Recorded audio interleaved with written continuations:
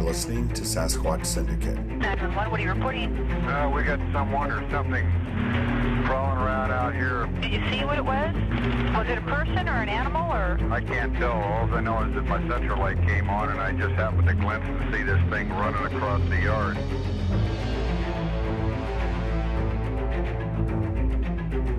And all the ape believers don't want any of the paranormal believers to say anything because they're all whacked and screwed up, and we don't want them.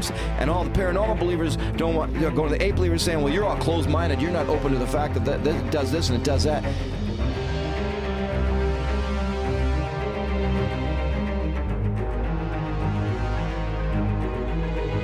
And I look over my left shoulder, and this creature is running through the woods, and it's bulldozing the brush down. And I knew, man, this thing is going to get me.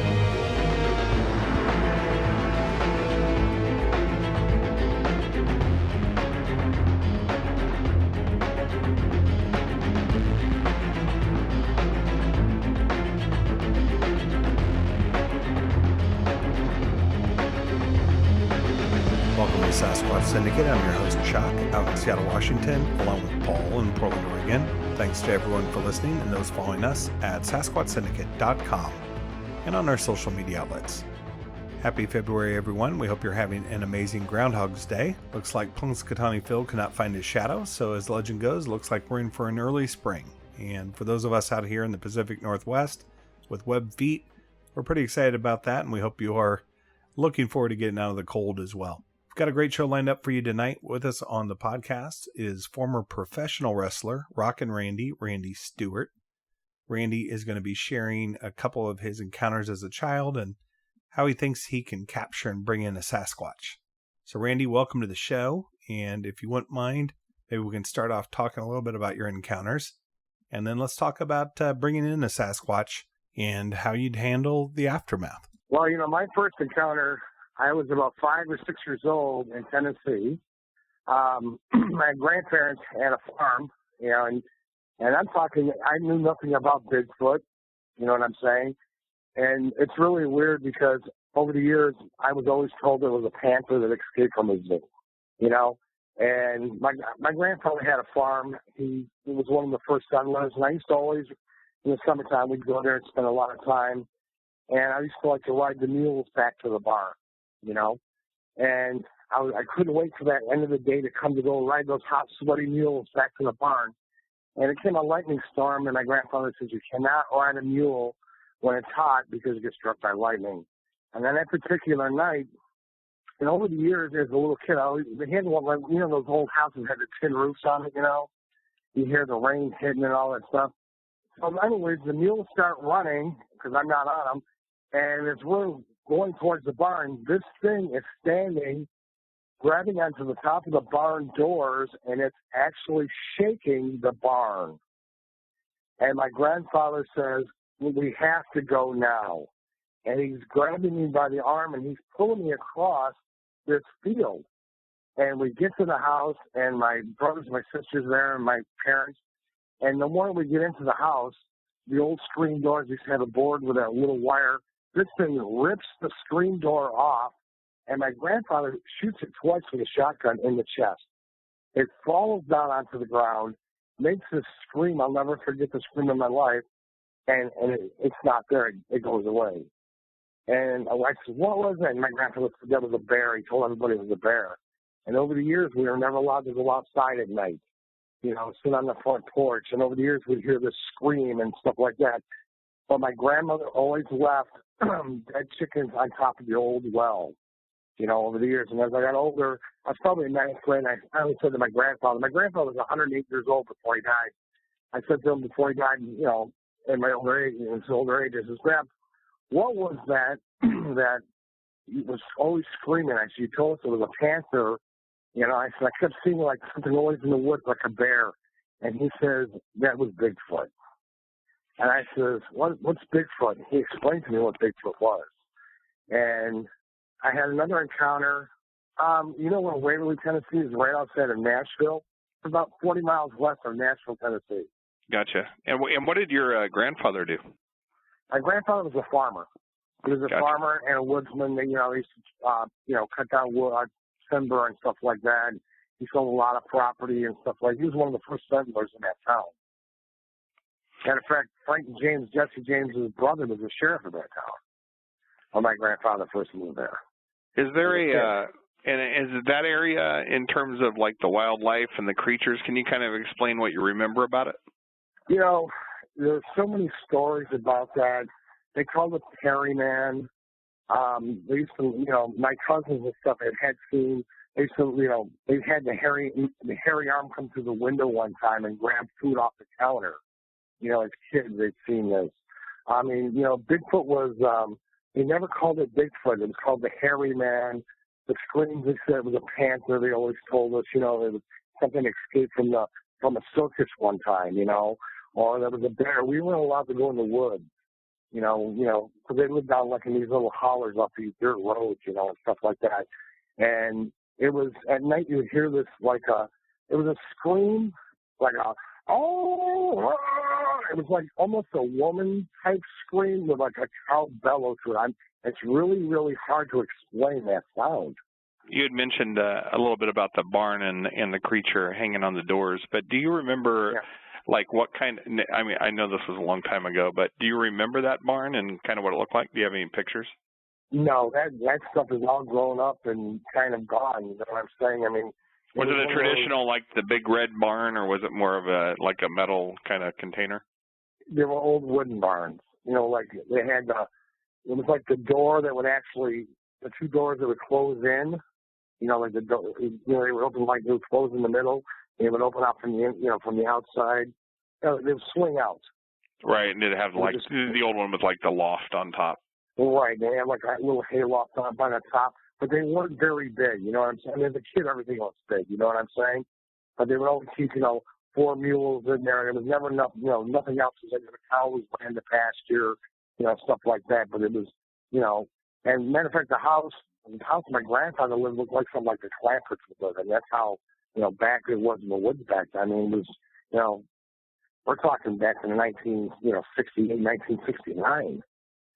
So now you said that this first creature that you saw actually got shot twice in the chest. Is that right? Yes. My grandfather shot it, and I actually had the gun up to about 8 years ago that he actually used. It was a 12-gauge Stevenson shotgun. And he shot it twice as it ripped the door off of the house. He shot it twice. You know, he shot it boom, boom. And I was standing right in the living room when that thing actually hit. I remember seeing it like it was yesterday. It scared me. It still scares me to this day when I think about it. It just like fell backwards, and it was like such a yell. And it hit the ground, and I remember it was pouring down rain and lightning was hitting. And we're all yelling and screaming because, you know, we're little kids. And my grandfather goes, "Oh, it was just a bear. It was just a bear." And I remember, you know, it was just such a big fiasco, and we weren't allowed outside anymore. We left town, and it was right after that we left. You know, we went back to Syracuse, New York. Yeah. So Randy, as you know, as the gun was being fired and this creature is out there, can you tell us what that felt like? What was going on in your head? What were your emotions like? Scary. I was scared. It was, you know. Well, first of all, to see something that was, to me, it was, as a little kid, to see something shaking a barn door, you know, standing there was big enough to grab a barn door and shake the header of a door, that big to shake that. And for my grandfather to be scared, my grandfather wasn't scared of anything. You know, he was one of those guys where he got bit by a snake and he cut his own finger off to save his life. I mean, that's the kind of guy my grandfather went through the woods when he was a farmer here. He was a tough guy. And for him to be scared, you know, for him to be scared, it was something wrong. You see what I'm saying? And I knew it just wasn't right. So after this creature was shot twice in the chest, what happened to the creature? It was like, you know, well, we left. My parents packed us up. My parents, we lived in Syracuse. We used to spend 2 months every summer, June and July in Tennessee. Every year we spent that with my grandparents. And we never stayed there again at night. We always stayed in a hotel after that. We stayed up the road in a hotel. We never stayed in the house again at night. And like I said, you know, we weren't allowed to go in the woods. And I believe my mother and my father, they knew what it was. And like I said, we had to stay on the porch. We had to stay in the front yard. And it was a scary thing. But my grandmother, when she died, the monster never came back around again. My grandmother died of cancer, and after that, the Bigfoot never came around again, and it was never heard again. And it was weird because my grandfather always said it came around for her. It was like it wanted, not like it wanted her, but it was like it had an attachment to her. You know, she would kill it. She'd chop a chicken's head off, and we'd eat chicken for every meal. And she cooked ham, but she always put 2 chickens on top of the well where they do their water. And those chickens would disappear. And you know, we'd see this thing in the woods. And to me, it looked like, it's not the thing is like Jack and the Beanstalk. It was a giant. It was a big, hairy bear that just walked on 2 legs. And the smell, I remember the smell like it was yesterday. It was like if you took a deer and you gutted an animal, the death. It smelled like death. It was like a dirty garbage can. Did you get a good look at the creature? I know this is many, many years ago, but do you remember really what the face looked like, the dimensions? Can you describe the creature? Well, as a little kid, everything looks huge. But to me, I mean, from what I've seen on TV and stuff like now, to me, he looked like he was 20 foot tall. But, you know, I remember as I got older, I used to stand out by the well where the tree was. And I know that tree they had an apple tree, and that tree was always about 8, 10 feet tall because my grandfather had a 10-foot tree, and we used to climb up that ladder. And I can remember that thing standing, you know, I would say it was about 2 foot underneath that apple tree that stood on that hill. So he was about 8 foot tall, and that's where he was standing when he would come down by that well. That apple tree was next to that well. Do you remember when you saw its face? Do you remember what the face looked like? It looked like, I want to say it looked almost like a gorilla. You know, if you took it like a gorilla, or like, you know, it was more like a gorilla. You know, it didn't have a flat nose, but it didn't have like a gorilla has a flat nose, but it didn't have a human nose. You know, I never seen glowing eyes. You know, every time I've ever seen it was in the daytime. It had like long hair. This always had like reddish black hair. It looked like, you know, it was dark. And the arms were always, I'll never forget the arms. The arms were always like past his knees. Like if he was to bend over, he would drag his hands. You know what I'm saying? It was just big, bulky, huge. I was a professional wrestler. Andre the Giant reminded me of him so much. Every time I saw Andre the Giant, I always think of Bigfoot. But, you know, I always, like I said, you know, the face, you know, I watch what's on TV. I see a lot of the stuff on TV, you know, and it's basically what you see on TV is what I saw. You know what I'm saying? But, you know, it's like a reddish, it almost looks like a grizzly bear mixed with a black fur, that kind of fur, but with like longer hair, you know, and the features, it's the features of a man. That's what it looks like. Almost like a caveman with just long hair and the stench. It's like, even today, if I go dump a dirty garbage can that's been outside, that's the first thing I think of is that. That's the very first thing I think of every time I smell the garbage can. I think that's the same smell I smell every time I went out there and I would see this thing. And, you know, and the thing is, it wasn't like he would stand out in the opening. You would see it like peek around a tree, it would stand next to a tree, or it would walk away and it would walk up. And it didn't run. The stance of this thing would walk and stride like a man's step would be like 3 steps to every one of our steps. It was just long step. And the hill behind us, and he would take 3 steps, and he'd take me 10 steps to walk up that hill. Up, you know, the side of this mountain, off on this little creek. And it's just, you know, it's huge. It was huge. I mean, as a kid, it was huge. So you're speaking of your grandmother, and your grandfather would say that this creature would come around for your grandmother. Back in when we were little, my grandmother, you know, they practiced. My grandmother had a Bible, and she used to read the Bible a lot, and she had a lot of things in the Bible, like if you cut yourself, she would say a thing in the Bible that would stop you from bleeding. If you had a flu or you were sick, she had verses out of a Bible, and she'd read her Bible all the time. And I believe it was more of a spiritual thing with her, you know, because why, you know, even to this day, it was why did she leave 2 chickens always on the well? You know, I never got that answer from anybody. And all my relatives are dead at this time because they've all died of heart attacks. But I've always asked them, asked my cousins, and everything, we don't know why Granny always left, you know, chickens on the well. You know, and a lot of them won't even talk about it. Do you remember what they actually farmed at the property? Corn, a lot of corn, watermelon, a lot of watermelon, beans. You know, watermelon, beans, and corn, basically. A lot of corn, beans, and stuff like that, you know. So, Randy, after this creature was shot, did anybody see it get up, run away? What happened to the body? What happened to that creature after it was shot?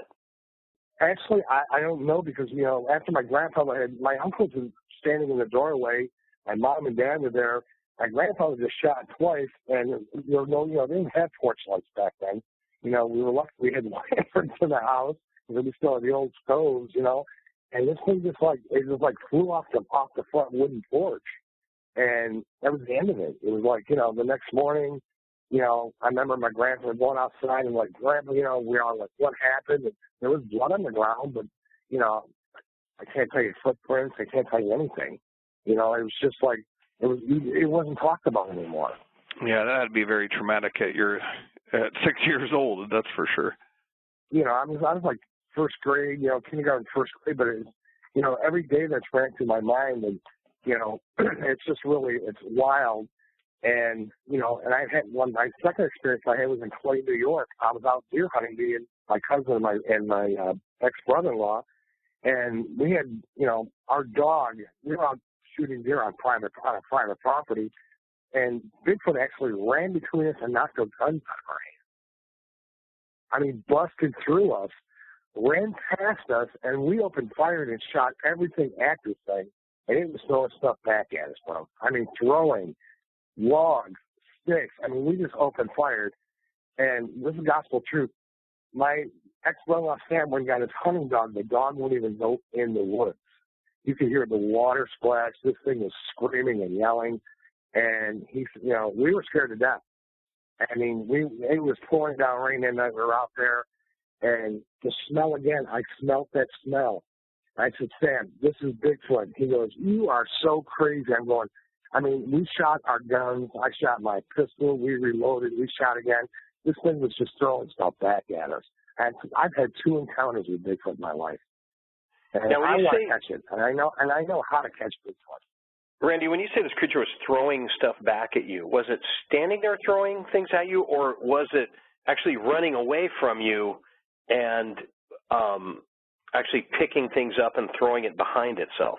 No, we were there was a cornfield that we were walking down. We had laid salt licks in, and we would ride motorcycles around this cornfield. And so we were walking the cornfield that night, and at the end of it, it was a wooded area and went into water, like a swampy area.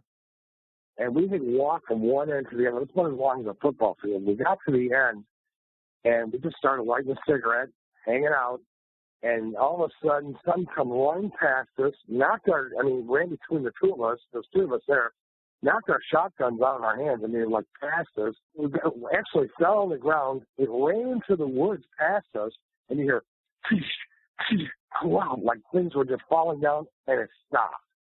You could hear splashing like trees falling. And I'm like, oh my God. I mean, it was so bad. And we actually started like throwing up in your mouth. The smell was so bad. What time of year was this, and what were you out hunting? We were out shooting deer. It was like at the end of October or beginning of November. Well, it's interesting, Randy, that you say it was throwing things back at you. We've heard and listened to people say as this creature was running away from them, almost as if a vehicle that spins its tires on gravel would be throwing things back, that it was just amazing amounts of gravel and trees and limbs were just coming back at them as if it was just running away and picking things up and throwing them behind them to try to scare you off. Did it seem something like that? No, it was, like I said, when it went past us and knocked us like it was parting way to get by us, you know, and then, like I said, the stench was bad, like sick to our stomachs at that time. You could hear like splashing, like someone was running through the water, and it got like, you could hear like splash, splash, and then it got like a distance away. And we had flashlights, believe me, and we're out shooting deer on our property. It's against the law to do, but you can do it on your own property. You know, long story short, we're flashing. We couldn't see nothing. And all of a sudden, like this tree limb come like flying out of the woods, out of the swamp area at us. And my cousin goes, I don't know what it is, but I'm shooting back. And we just started like open fire. It went boom, boom, boom, boom, boom, boom, boom, boom, boom, boom. And 12-gauge shotguns are going off. I have a 45. I'm shooting my 45. I dropped the clip. I put another one in. my cousin's shooting his 12 gauge in. I mean, there's just limb after limb after limb coming at us, and then it stopped. We stopped, and then we heard like trees falling down, you know, like something was walking, like someone's knocking something down. And then my cousin's like, okay, and Sam's like, I'm going to get the dog. Well, he goes and gets the dog, and all of a sudden, we're standing there. Here comes some more tree limbs come flying. I mean, I'm not talking little tree limbs. I'm talking maybe 8, 12, 15-foot trees hurling out of the woods, being thrown at us like they're being broke off and being tossed at us. When you guys were out shooting too, were you with your shotguns? Did you have slug? Did you have salt rock? What were you guys shooting? Oh, it was all slug. All slug. My 45, I always carry a hollow point for my 45. And I carry a 45 on me all the time when I used to hunt. And I used 12 gauge slugs. My cousin had a 440, I think it was a 440 or 400 Weatherby. I mean, we're just unloading in the woods. Boom, boom, boom, boom, boom. I mean, in every direction you can imagine. Yeah, the reason I was mentioning that is a lot of hunters out in the Midwest that they hunt only with rifles, unless it's like a small private area. Then they have to use slugs or they have to be an archer. So I was just curious. Well, see, in New York, on private property, you can hunt with a shotgun, 12-gauge shotgun, Winchester rifles. I mean, they have different things. But private property, I mean, when you own 50, 60 acres of land, you pretty much shoot what you want. You know what I'm saying? And, back in the day, you can use anything you want on private property, I mean, we unloaded everything, every shell we had. And eventually, I mean, it just stopped. We stopped shooting, it stopped throwing, and everything went quiet. I mean, There was no more screaming, no more yelling, no more throwing anything. And the next morning we got up after it was pouring down rain that night. It came out hell of a rain. We went out there, and again, I can't tell you it was a footprint, but it wasn't a man's footprint sitting out there. You can see like the top of a foot, where it went into the mud. As it went into the woods. Like there was no heel because of the rain. We kind of waited out there, but you couldn't really see anything. And Sam's like, that could have been one of the kids. I'm like, dude, that's not a kid's footprint. That's not a boot print. That's a footprint. And right. Well, yeah, it could have been. And it was much larger. I mean, it's like if you took, you ever see like, you took your foot and you dug your toes into the sand. That's what the ball of the foot, that's what was in the ground. You know what I'm saying? The rest was kind of water, but that's what's stuck in the ground. And I said, that's the Bigfoot, bro. That's exactly what it was. It was, because it ran past us. It knocked us down as it went past us. When you said it ran past you, did this creature ever touch you or make contact with you? Yes, it ran through us. We were spread out, okay, in the corner. We were one on the left, one on the right, and one in the middle. When we got to the end, we just kind of gathered in the center, and we were, standing around like dogs stand around, one, next to the other, whatever. And we were just standing there, gun underneath the armpit, lighting a cigarette, and it just like pushed its way through us to get through us. I mean, really the only opening to get through was where we were standing. So as it did that and it made contact with you, did any of its scent actually get transferred over to you, almost like a skunk would transfer something to you? It was, like I said, it was, I don't want to say it stunk on us. It just stunk there, period. Like, like you wanted to throw up in your mouth. I mean, it was nasty. I smelled that smell before. I mean, as far as, clothing, I mean, I can't say it was on our clothes. I can't even remember it was on our clothes. I just remember that it knocked us down. Matter of fact, Sam's gun had mud in the barrel because it knocked the gun on it. And just for our listeners too, like how big are you? How big was your friend? What size? I'm 5'8". I'm 5'8". My cousin's a 5'8", and Sam is 6'1". And Sam is a big guy, and he's probably like a size 60 shoulder. I was a pro wrestler for many years on TV, so I'm not a little guy either. And my cousin, he's not a little guy. To knock Sam and knock me down when it came through us, I mean, that takes a lot, especially to knock a gun out. To hold a gun with one hand, smoking a cigarette, to knock knock two guys, left to right, that's a lot of power to come through. Right, and you wouldn't imagine that anything else would be running through a wooded area at night where they know people are hunting either.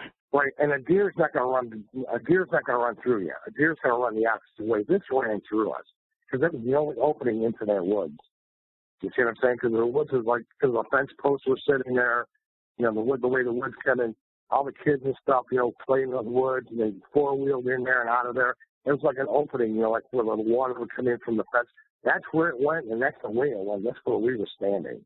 I mean, it went in, and that's the way it was coming in and coming out. And I'm not kidding you. It knocked both of us down. And my other cousin, then he's like, "What the hell are you guys for?" I'm like, "Dude," and the smell. I'm telling you, it was the worst smell I've ever, I smelled before as a kid. It was a trash, dirty garbage can that had been sitting out in 100-degree weather, like with trash and dirty diapers, or anything you can imagine putting in a garbage can. So did it scare you enough? I mean, would you go back out there again without a gun at night? No. Clay, New York is a very wooded area.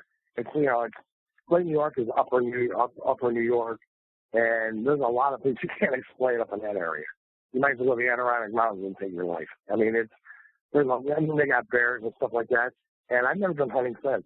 Now, what do you mean when you say there's a lot of things that are hard to explain up there? What are you speaking of? People hear a lot of noises up there in New York, and up in the upper parts of New York and stuff like that. They hear a lot of screams, they hear a lot of yells, things they can't explain. Dogs come missing, deer bones that are shattered in half. A lot of things come missing, and people don't talk about that stuff in New York because New York, they try the upper New York people are, the Enchilats, like Chittenango and stuff, the ritzy titsy people. They don't really want to talk about things like that, and I don't mind talking about it because it happened to me, and I'm on a Bigfoot quest myself. I've got friends who want to do this, and Bigfoot exists. People who believe that Bigfoot does not exist, they're wrong. It does exist.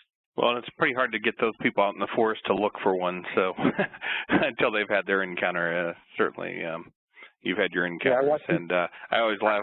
I would laugh when you said the ritzy people. They don't want to talk about it. They don't want to believe in it. Well, you're not going to get those people out in the forest at night to go stomping around either. No, but something. My grandfather farmed me, sold a lot of property, and my grandparents always believed in old medicine. And I have had cousins who got bit by snakes, almost died, and they'd go into the woods and see the old witch doctors, the old lady like you see on TV, and they'd bring the old little brown bottle down and give it to you. I got bit by a rattlesnake. They did the same thing for me. You drink the bottle, and my cousin lost her hair and almost died from a copperhead, and it cured her, and her hair came back beautiful. My grandfather used to go to the woods, and he'd get this stuff from the old witch lady. They call it the witch lady up in the woods. And my grandfather would go to the dump and actually pick stuff, and he'd take bicycles and fix them and stuff like that. And he would actually go to the dump, and he would put the stuff on meat for the bears to eat. Bigfoot could be caught the same way.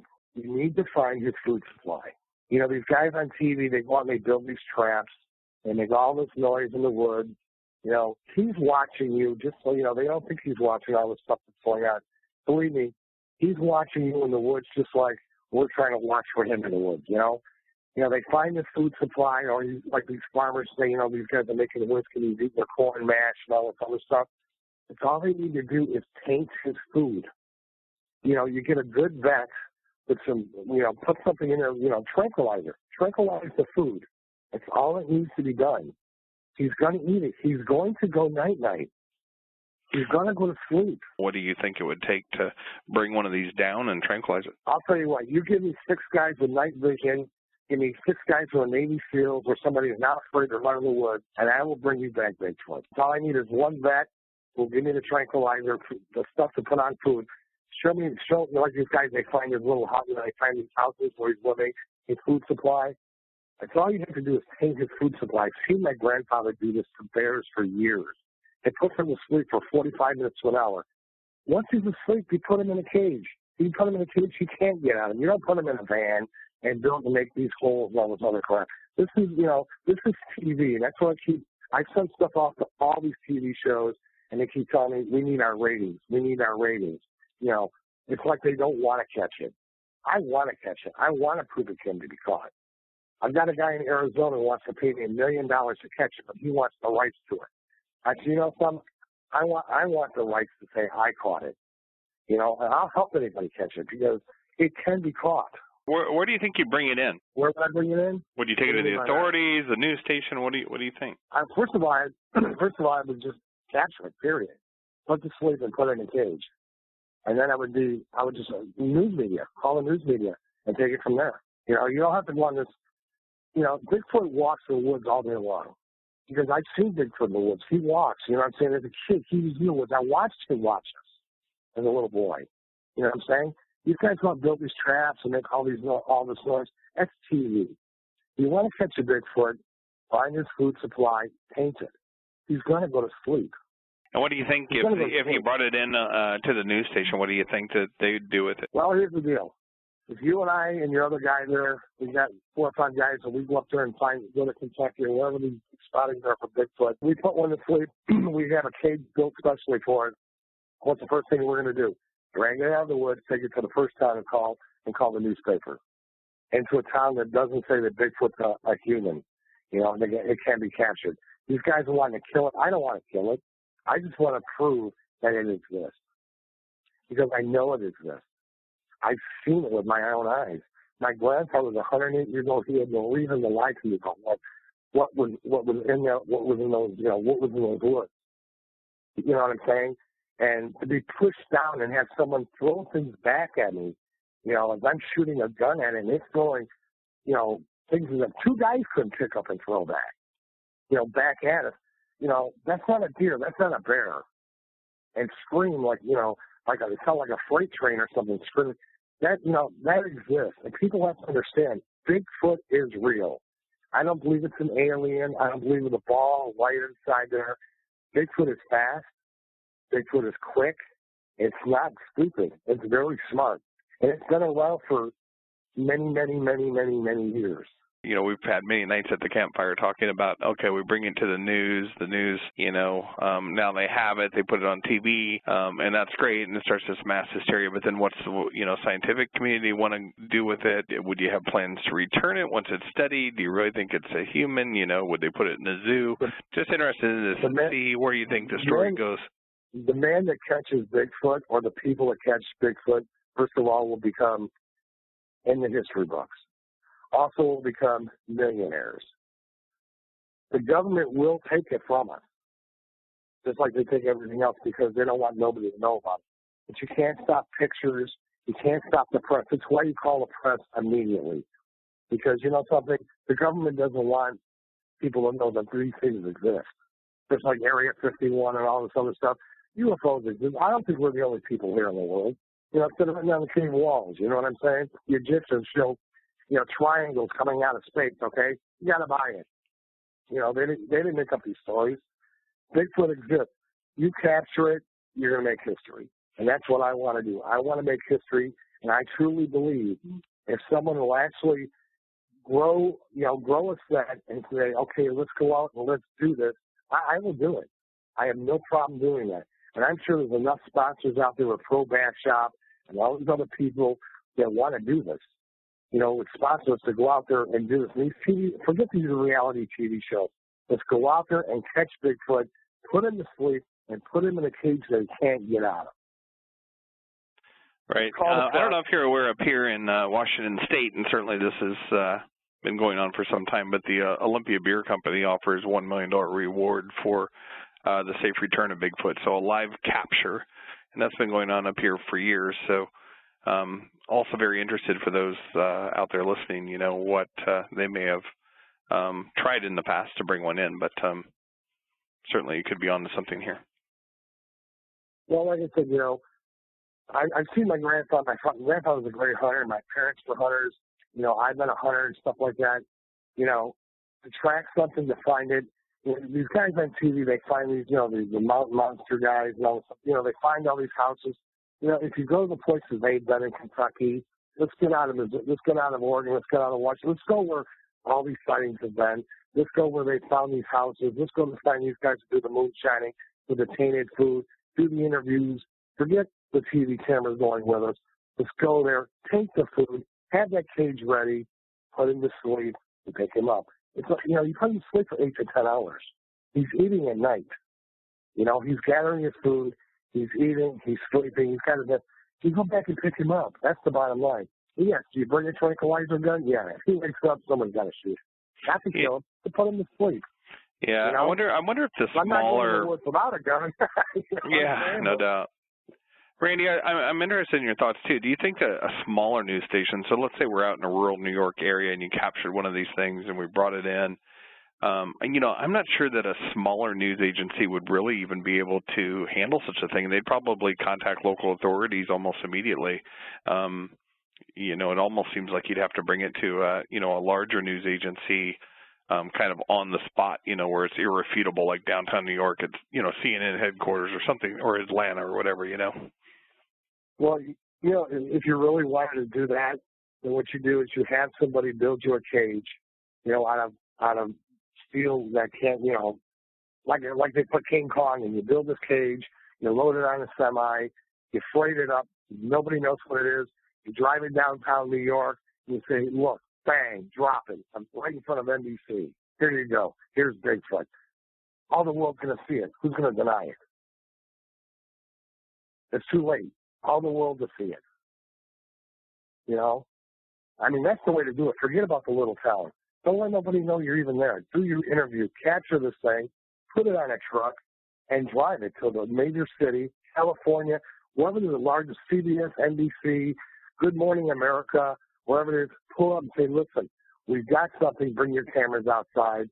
We're holding a press conference. We got something we want to show everybody. Drop the curtain. There you go. We've got Bigfoot. You know, what's going to happen? It's going to be aired. It's going to be the biggest thing. It'll be bigger than Donald Trump running for president. You'd definitely go down in infamy. That's for certain. And that's the way to do it. I mean, you know, I'm a big promoter because, like I said, I wrestled for many years. I've been on radio and TV. You know, I do my own radio shows. I do my own TV shows in Vegas and different places. I'm in Florida now, and you know, I'm always hunting down people to do this stuff. And, you know, the guy who does Ghost Paranoia, you know, he's talking to me right now about going to Kentucky and actually he's dropping his TV show to hunt Bigfoot. And I've shared this idea with him. I normally don't share this idea with a whole lot of people because anybody can go out and do it. But you got to know where to do it and how to find it. And I'm looking for somebody who wants to actually go out and do this. But, you know, everybody's just scared to go in the woods. You know, if you're going to go in, you've got to have night vision. You've got to be able to see farther than a flashlight. You know, you got to have military, you know, optical stuff to go out there so you can see past 20 feet. You got to be able to see what's out there peeking at you, what's sitting in a tree. You know, you've got to have a gun to defend yourself. Feed him, put him to sleep. If you're attacked, you got to shoot back. That's the bottom line. But bring one in alive, but you got to bring in one in dead, so be it. Now, did you, by the way, just your wrestling career, did you wrestle under Randy Stewart, or did you have like an alias? I was Ravishing Randy and Rockin Randy. I love it. Yeah, I was Ravishing Randy. I used to wrestle with Ric Flair and Harley Race out in Atlanta, Georgia. And, you know, a lot of people know me. And, you know, I'm entertained in Las Vegas. I sing. I tell jokes. I mean, I've done a lot of stuff. I just, you know, I do radio here on benefits. I'm getting ready to try to do a show here in Florida for CBS, for WMOR and This TV and different stuff like that. And one of my shows is I'm coming up with it is Capture Bigfoot. I'm looking for somebody to say, okay, here's the money, here's the sponsorship, here's the equipment you need. Go get it. Let's get it done. I'm looking for somebody who wants to go out and actually do this.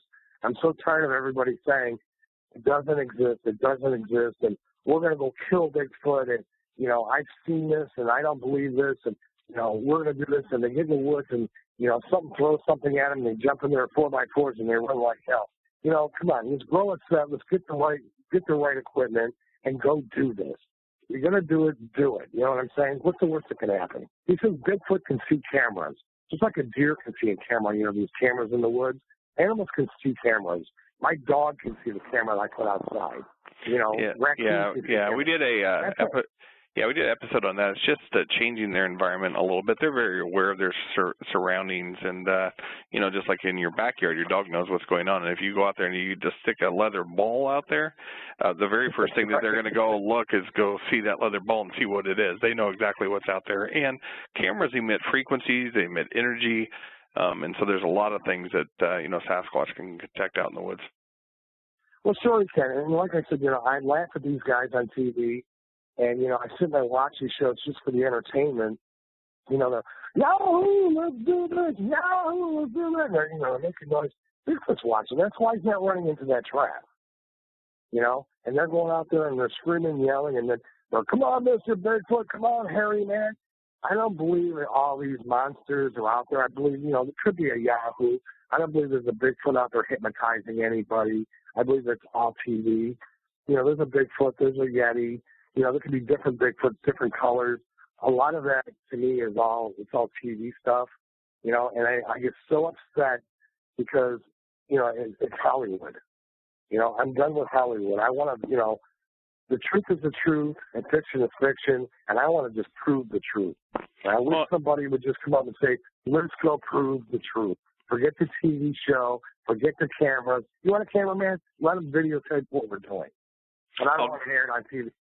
And I'll repost to the blog. It was called Gifting Sasquatch Sleeping Brownies, and I talked about giving them Valium and Ativan and a lot of those other things have been used, like you said, to sedate bears and those types of things. So I definitely think we're in agreement on how we could capture one. But see, Valium and stuff like that, you got to remember something. An animal that weighs, you know, 800 pounds to 1,000 pounds, okay, and that his heart, his body, you know, runs a whole lot faster than ours. You need more than a Valium. You need something that will actually put an elephant on the ground. That's the dosage that you need. My grandfather, when he used to take the meat, you know, I used to say to him, I said, you know, you're putting this meat out there. How much do you know how to get them? He goes, well, if it's a black bear, and he sees the same animals all the time. And he says he would test it. He put, you know, a tablespoon here, a teaspoon here. The bear didn't fall down within 3 or 4 minutes, so then he knew he had to put a little more in there. So my grandfather would look at how much a bear would weigh. You know, it's a weight thing. It's just not, okay, hit it and I hope the guy goes down. You know, Bigfoot weighs, you know, 800-900 pounds or maybe more. You know, you and I, we could take, you know, 2 cc's of whatever they give us to hospital. We're talking to ourselves. You know what I'm saying? We're not built that structure. We need something to put him down like you drop an elephant with. And you need a vet to go out there and say, okay, this is what you need. You put in your food, and he goes night-night. Yeah, in the interest of protecting them, though, you bring one in, and I know that a lot of our listeners, you know, that they'd be more into, you know, how do you protect it once it's in? Do you return it to the forest, back to its family or its clan after it's studied? What would be your plans on returning it to its natural surroundings? Personally, I don't think the government's going to let us return it. I truly believe the United States government will step in and seize it from us. Just like they seize gold that you pull up from a ship or a ship that you raise off the bottom of the ocean. I truly believe they would take that and say, okay, it's ours. I truly believe that's what would happen. I don't see them letting anybody keep it. Yeah, I think the federal government would certainly step in. You know, there's just so much to lose with logging and the rights that this creature could have. That I think you're absolutely right, Randy. I mean, you know, because look at the people out there now. There's some of these cities that say you can't shoot Bigfoot because we don't know if it's human or not. You know, then other people say it's a monster, it's killing, it's a wild animal. You know, there's some states that you can shoot it, some states that you can't. The minute you capture something that, you know, we don't know what it is, the government's going to step in. You know, just like if you find a spaceship tomorrow, do you think they're going to let you keep it? No. They're going to come and they're going to seize it, you know. And but like I said, if you can capture this, you put it on a semi, you pull it into downtown New York, you step in front of Good Morning America, you knock on the door and say, listen, I got something for everybody to see. Boom, here you go. It's Bigfoot. All the world's going to see it. Now, government's going to show up like ASAP. At least you've shown it. You're going to run in history for capturing this, and then it's over with. The government's going to say, okay, there's no more hunting Bigfoot. You know, it's a species that it is alive. It's proven. They're going to take it. They're going to study it, do whatever. But the mystery's over. There's no more people hunting it down. You know, it's over with. You know, maybe it is a danger. You know, maybe it is a danger to man. It's going to kill a man because it is getting close to the house.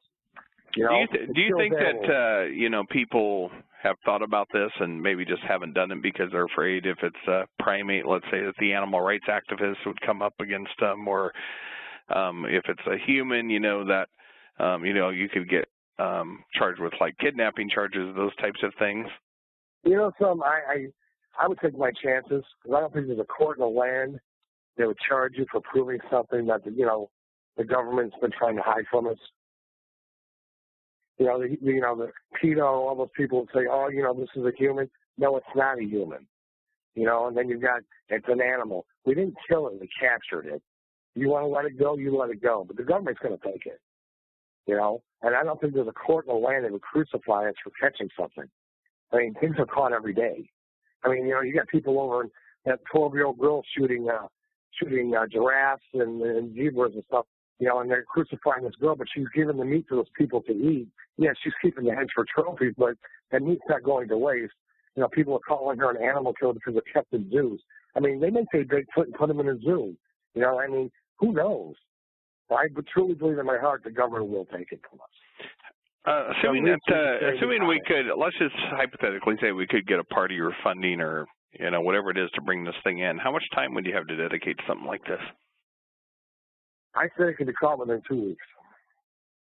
I say within 2 weeks to 1 month at the most. Just by going to, if you look at these guys, if you took the TV shows where, like Kentucky, these little towns where they have found this, you go to those towns, do your homework, it's been spotted, same people, same thing. Go out there and find these places and say, okay, where's the Bigfoot sightings? These same people live in these same towns. They tell the same stories, like finding Bigfoot.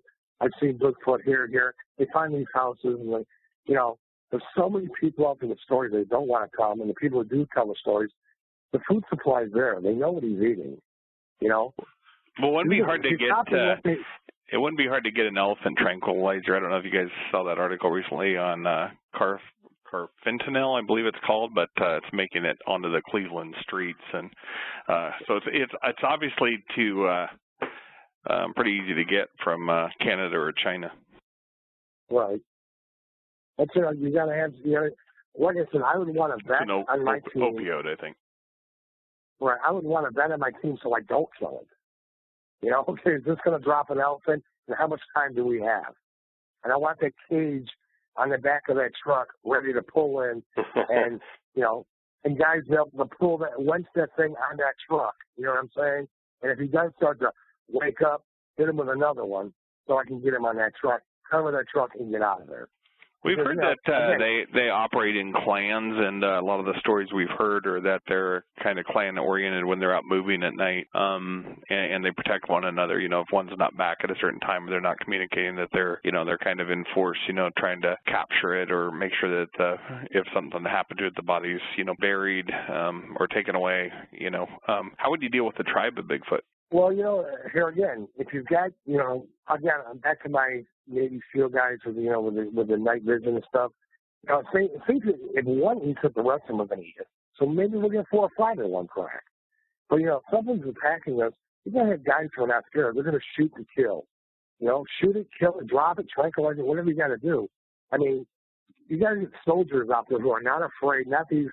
Now don't take me wrong when I say this, but a bunch of hillbillies running around and in 4x4s. That's the thing. I mean, you're out there protecting your life. If an animal attacks you, what do? You shoot to save your life.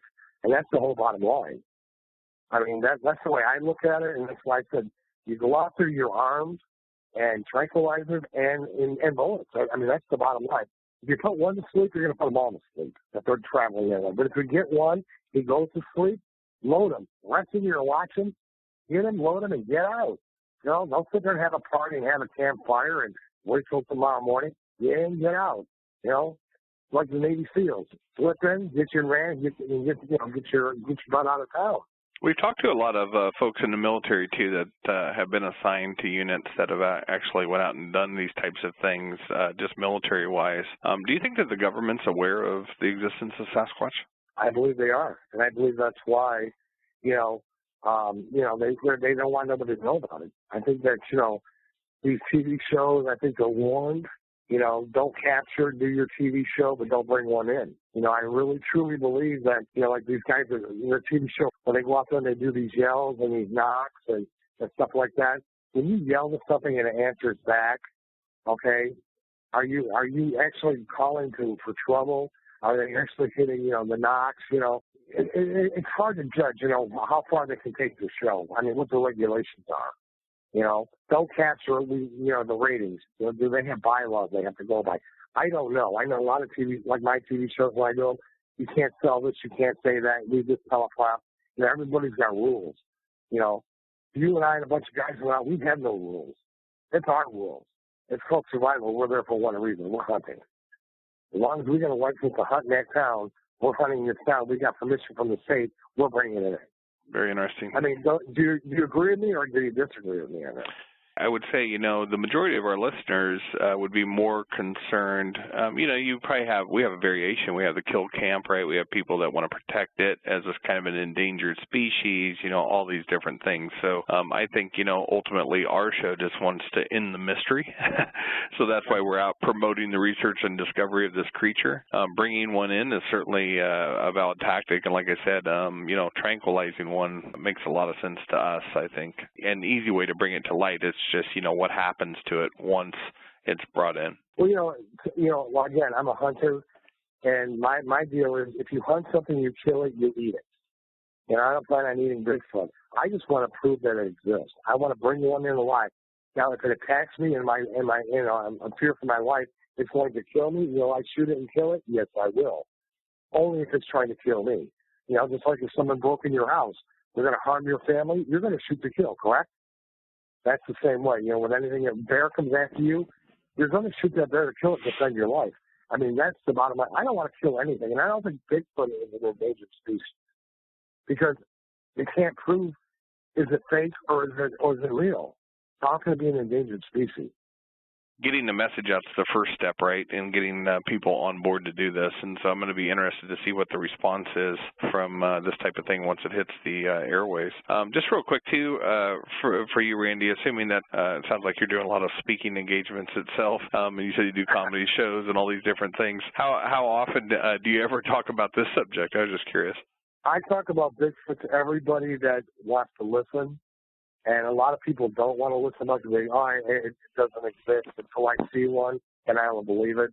And those who don't want to believe, I say, well, that's fine. You don't have to believe it. I believe it because I've seen it. And again, they say Black Lives Matter, Bigfoot Lives Matter also to me. You know what I'm saying? And white man, and that's just the thing I am. Everything in my life matters to me, and I want to prove that Bigfoot does exist because I know it exists. Amen. Bigfoot does exist, and I truly believe that with the right people, I would go out and I will bring one in if someone really wants to back it up, and they can film it, they can do whatever they want, and I truly believe in my heart that America and the world needs to know Bigfoot really exists. Well, thanks for coming on Sasquatch Syndicate. We really appreciate it. Appreciate you sharing your encounters and your views on how to capture one of these and sedate them. Anybody out there who's wanting to do this, you guys, or anybody out there listening to the show, they got to call your station, whatever. I'm ready to go to get one because I'm searching every day for a crew to actually prove that Bigfoot exists. Well, Randy, let's keep in touch. And I will do. You have my number, and I have yours. Very good. All right. Take care. Bye-bye. This concludes our February 2019 broadcast. Sasquatch Syndicate will return on Friday, March 1st. Thanks to all of our listeners and those that have been out to our website and those following us on social media. Sasquatch is a controversial subject, so for all the believers and disbelievers and those that will tell you they have all the answers, just remember we're flying through space at 700 miles per hour. Buckle up.